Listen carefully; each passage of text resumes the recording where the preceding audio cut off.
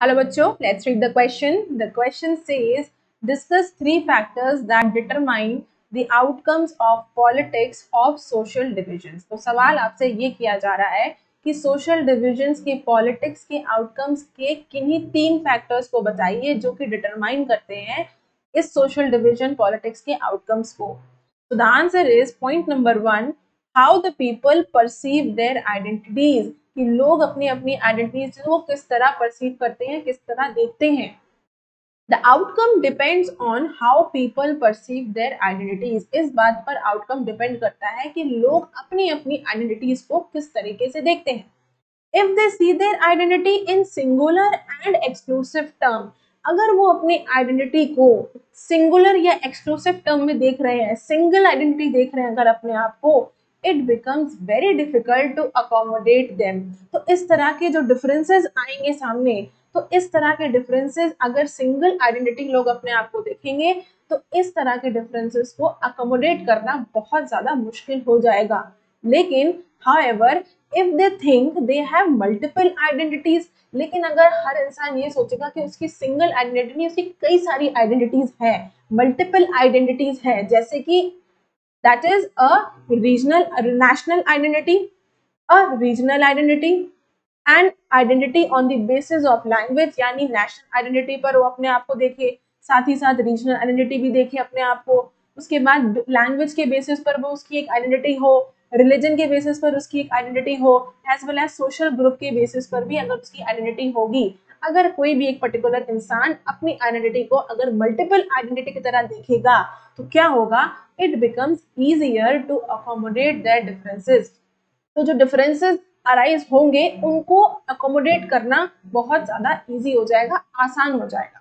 ये था कि लोग अपने किस, the point number one is कि लोग अपने अपने आइडेंटिटीज को किस तरीके से परसीव करते हैं. पॉइंट नंबर टू कह रहा है, what type of demands are raised by the leaders.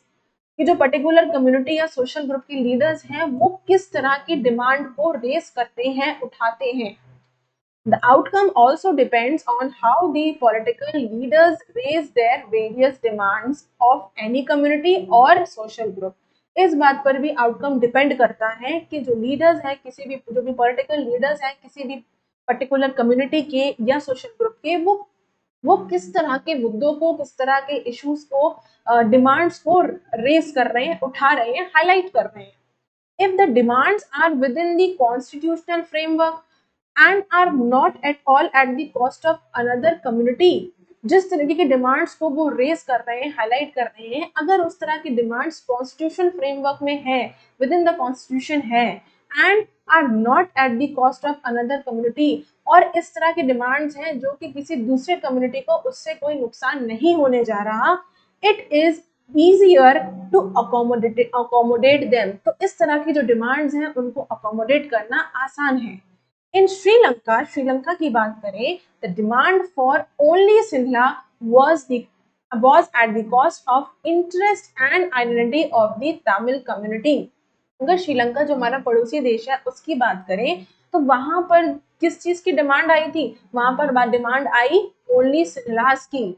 और उसका नतीजा क्या हुआ, गवर्नमेंट ने इस मेजोरिटी कम्युनिटी की लैंग्वेज को ऑफिशियल लैंग्वेज भी बना, नेशनल लैंग्वेज बनाया, और इससे ये हुआ कि जो तमिल कम्युनिटी थी इनको वो एक कीमत चुकानी पड़ी. यानी वो ये कह रहा है कि इन तमिल कम्युनिटी की कीमत पर उनके इंटरेस्ट और आइडेंटिटी को रेस किया.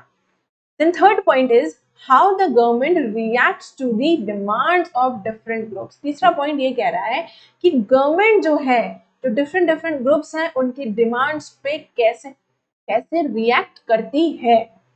Outcome also depends on how the government reacts to the various demands of different groups or communities. इस चीज पर भी आउटकम डिपेंड करता है कि गवर्नमेंट जो है, जो अलग अलग तरीके की डिमांड्स हैं, अलग अलग ग्रुप्स के, अलग अलग कम्युनिटीज के, गवर्नमेंट उनके डिमांड्स पर किस तरह रिएक्ट कर रही है. If the demands are genuine and reasonable and the government's attitude is also positive. अगर वो डिमांड्स जेन्युइन है, जायज है, रीजनेबल है, और साथ ही साथ गवर्नमेंट का जो एटीट्यूड है वो पॉजिटिव है, the social divisions become less threatening to the nation. तो जो सोशल डिविजन्स अराइज हो रहे हैं उससे देश को बहुत ज्यादा नुकसान नहीं होगा, लेस थ्रेटनिंग है, कम नुकसान होगा। बट लेकिन if the government tries to suppress the reasonable demands in the name of national unity or otherwise, लेकिन अगर सरकार जो है इन्हीं जेन्युइन रीजनेबल जायज डिमांड्स को दबाने की कोशिश करे, किस नाम पे, किस बेस पर, किस ग्राउंड पर, कि नेशनल यूनिटी के नाम पर अगर वो सही demands, reasonable demands, genuine demands को दबाने की कोशिश करेगी, या और भी कोई वजह हो सकती है, outcome will not be good for the country. तो जो उसका नतीजा निकलेगा वो बहुत अच्छा नहीं निकलेगा उस पर्टिकुलर कंट्री के लिए। तो ये है कुछ 3 फैक्टर्स जो कि डिटरमाइन करती है outcome of politics of social divisions. I hope you understood the question as well as the answer. Best of luck.